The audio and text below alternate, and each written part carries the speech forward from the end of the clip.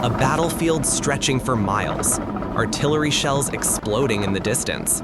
But look closer, there's something unsettling. No soldiers charging across no man's land, no pilots in cockpits, just the mechanical hum of drones, thousands of them, making split-second decisions about who lives and who dies. This isn't some distant dystopian future. This is happening right now, today, in conflicts around the world. And it's forcing us to confront a question we never thought we'd have to answer. Are we ready for a world where war is waged by machines? Where algorithms decide the fate of human lives? Where the line between science fiction and reality has completely vanished? Welcome to the new era of warfare. Welcome. 5 years ago, if you mentioned drones, most people thought of hobbyists flying quadcopters in the park or maybe Amazon delivery experiments. Fast forward to today, and we're witnessing one of the most dramatic military transformations in human history. Let me put this in perspective. In 2020, Azerbaijan went to war with Armenia over the disputed region of Nagorno-Karabakh. What should have been a grinding conventional conflict turned into something else entirely. Azerbaijan deployed Turkish-made TB2 drones, relatively cheap, highly effective unmanned aircraft that absolutely devastated Armenian forces. We're talking about tanks destroyed, artillery positions obliterated, air defense systems taken out. The price tag? A fraction of what traditional military operations would cost. Armenia's military, structured around Soviet-era doctrine and equipment, simply had no answer. It was like watching a chess player who only knows the old rules suddenly facing an opponent playing three-dimensional chess. The conflict lasted just 44 days, and the drones were the game changers. Then came Ukraine. When Russia invaded in 2022, military analysts worldwide expected overwhelming Russian superiority. What they didn't fully anticipate was how Ukrainian forces would leverage drone technology. Everything from sophisticated Turkish Bayraktars to modified commercial drones dropping grenades. Suddenly, a multi-million-dollar tank could be taken out by a drone operator sitting miles away, controlling a device that cost less than a luxury car. But here's what really matters. The economics are impossible to ignore. A single F-35 fighter jet costs around $80 million. You could build hundreds, maybe thousands of combat drones for that price. And unlike that F-35, when a drone gets shot down, no pilot dies, no family gets a folded flag, no years of expensive training wasted. This is why every military on Earth is racing to adapt. The traditional calculus of warfare, how many troops, how many tanks, how much artillery, is being rewritten in real time. Nations that can't afford massive conventional forces are suddenly finding themselves able to project power in ways that would have been impossible just a decade ago. The genie is out of the bottle, folks, and there's no putting it back. Now, let's talk about what makes modern drones so terrifyingly effective. It's not just that they fly and carry weapons, it's that they see everything. Modern military drones are packed with sensor technology that would make your smartphone look like a stone tablet. We're talking thermal imaging that can spot a human heat signature from miles away, even at night. LiDAR systems that map terrain in 3 dimensions with incredible precision. And here's where it gets really wild. Artificial intelligence that can recognize specific objects, vehicles, even individual faces in real time. Imagine you're a commander in a war zone. In the old days, you'd send out scouts, wait for reports, analyze intelligence, plan your strike, coordinate your forces, a process that could take hours or even days. Now, a drone's overhead spots enemy movement, the AI identifies the targets, and within minutes, that same drone or another one can be launching a precision strike. The entire kill chain, the military term for the process from detection to destruction, has been compressed from hours to minutes. But wait, it gets more intense. We're not just talking about single drones anymore. Military researchers are developing swarm technology, systems where dozens or even hundreds of drones can coordinate their actions autonomously, like a flock of birds or a school of fish, except these are armed and making tactical decisions on the fly. Picture this scenario. An enemy air defense system, the kind that would normally take days of planning and significant resources to defeat, suddenly faces an incoming swarm of 50 drones. They're not flying in formation, they're adapting, communicating, splitting up, regrouping.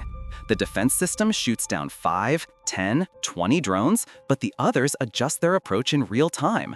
Some act as decoys, others jam communications, and while the defense is overwhelmed, the strike drones slip through and destroy their target. This isn't theoretical. China demonstrated swarm technology with hundreds of drones executing coordinated aerial displays. The technology exists. The question isn't, can it be done, but when will it be weaponized at scale? And for many military analysts, that answer is, it already is. The battlefield isn't just becoming more technological, it's becoming more cognitive. Drones aren't just weapons, they're intelligent systems that can outthink, outmaneuver, and outlast human operators. In many ways, they represent the ultimate evolution of warfare, the ability to impose your will on an enemy without risking your own people. And that brings us to perhaps the most troubling aspect of this entire revolution. Here's where things get really uncomfortable. When we talk about drone warfare, we're not just discussing new technology, we're fundamentally questioning what it means to wage war. Right now, most military drones operate with what's called human-in-the-loop decision-making. That means a human operator, sitting in a control center somewhere, possibly thousands of miles away, makes the final call on whether to pull the trigger. They see the target, assess the situation, and authorize the strike. But technology is rapidly moving toward human-on-the-loop and even fully autonomous systems. Human-on-the-loop means the AI makes the decisions, but a human can intervene if something goes wrong, kind of like cruise control in your car, but for life-and-death combat decisions. Full autonomy? That's when the machine makes every decision independently. Think about that for a second. An artificial intelligence, following its programming and training data, decides who lives and who dies. No emotion, no hesitation, no mercy, but also no malice, just cold calculation. The ethical questions are staggering. Let's say an autonomous drone makes a mistake, strikes a hospital instead of a military target, kills civilians instead of combatants. Who's responsible? The programmer who wrote the code? The commanding officer who deployed the system? The political leader who authorized its use? The manufacturer? How do we even prosecute war crimes when there's no clear human decision maker? And here's another layer to consider, the psychological impact. For soldiers, there's always been a certain weight to combat. You see your enemy, they see you. There's a human element, however terrible, that grounds the experience in reality. But what happens when war becomes a video game? When operators sit in air-conditioned trailers in Nevada, controlling drones halfway across the world, then clock out and drive home for dinner with their families. Some studies suggest this disconnect actually increases psychological trauma.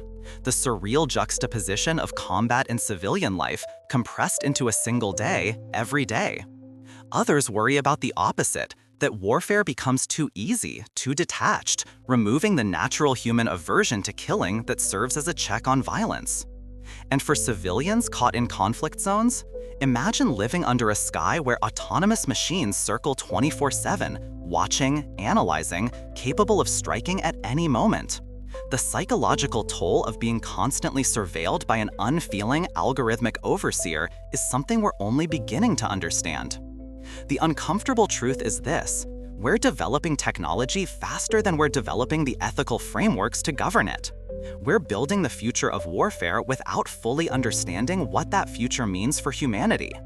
Of course, where there's new military technology, there's an arms race, and this one's moving at breakneck speed. The United States, China, Russia, Turkey, Iran, Israel, every major military power is pouring billions into drone development. China's shown off concepts for hypersonic drones that could strike anywhere on Earth in under an hour. Russia's developing underwater drones, yes, underwater, capable of carrying nuclear payloads. Turkey's exporting its TB2 drones to countries around the world, democratizing access to advanced military technology in ways that would have been unthinkable a generation ago. But here's the flip side. Where there are drones, there are anti-drone technologies. Military contractors are developing electronic warfare systems to jam drone communications, laser defense systems that can shoot them out of the sky, even old-school solutions like net capture systems, literally trying to catch drones in giant nets launched from ground-based systems. The problem? The countermeasures can't keep pace with the threats. For every anti-drone system developed, there are 10 new drone variants designed to evade or overwhelm it. It's a classic action-reaction cycle in military technology, except it's happening at unprecedented speed. And perhaps most concerning, non-state actors are getting in the game. ISIS used commercial drones to drop explosives on Iraqi forces. Yemeni Houthi rebels have attacked Saudi oil facilities with drone swarms. Mexican cartels use drones for surveillance and even to transport drugs across the border. The barrier to entry for drone warfare is shockingly low. A few $1,000s, some technical know-how, and suddenly you have a capability that, 20 years ago, would have required millions in military equipment. Warfare is being democratized, and not in a good way. This creates a world where asymmetric threats are multiplied exponentially. A small militant group can't challenge the US military in conventional combat, but they can deploy drones to harass, surveil, and attack in ways that are incredibly difficult to counter. The power imbalance that has defined international relations for decades is shifting, and nobody's quite sure what the new equilibrium looks like. So, where does all this lead? What does the future of drone warfare actually look like?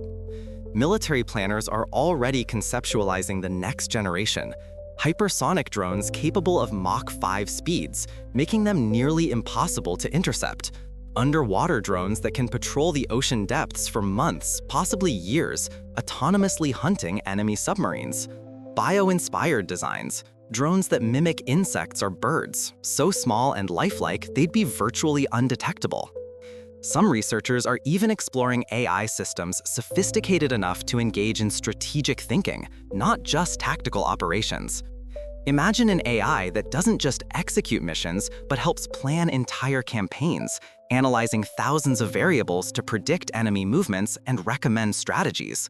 We're talking about warfare at a level of complexity and speed that human commanders simply can't match. But here's the critical question: can we control this? There's growing international discussion about a drone treaty, something analogous to the treaties that regulate nuclear weapons, chemical weapons, and landmines. The idea would be to establish international norms, limitations on autonomy, restrictions on certain types of weapons, agreements about what's acceptable in drone warfare and what crosses the line. The challenge? Enforcement. How do you verify compliance when the technology is rapidly evolving and relatively easy to conceal? How do you get every nation and every non-state actor to agree to limitations when there's such a massive strategic advantage to defecting? Some experts are pessimistic, believing we're heading toward an unregulated free-for-all that will make warfare more frequent, more unpredictable, and more catastrophic. Others believe that the very horror of fully autonomous warfare might push humanity towards stronger international cooperation, the way nuclear weapons paradoxically helped prevent major power conflicts during the Cold War. And here's a thought worth considering: not all uses of drones are destructive. The same technology revolutionizing warfare could transform humanitarian aid. Drones delivering medical supplies to remote areas, autonomous systems conducting search and rescue operations in disaster zones, infrastructure inspection, agricultural monitoring, environmental conservation. The potential for positive applications is enormous.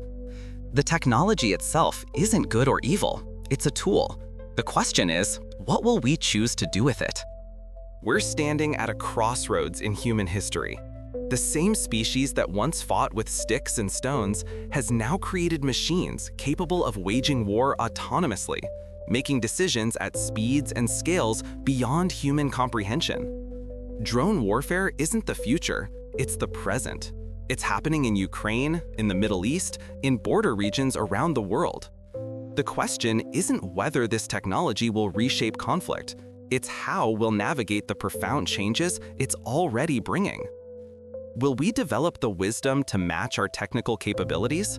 Will we create ethical frameworks and international agreements to prevent the worst outcomes? Or will we stumble into a future where warfare becomes more frequent, more detached, and more devastating? The answers to these questions will define the 21st century and beyond. Because one thing is certain, we can't uninvent this technology. We can only decide what kind of world we want to build with it. The age of drone warfare is here. The future of conflict has arrived. And whether we're ready or not, we're all living in it now. What kind of future will we choose?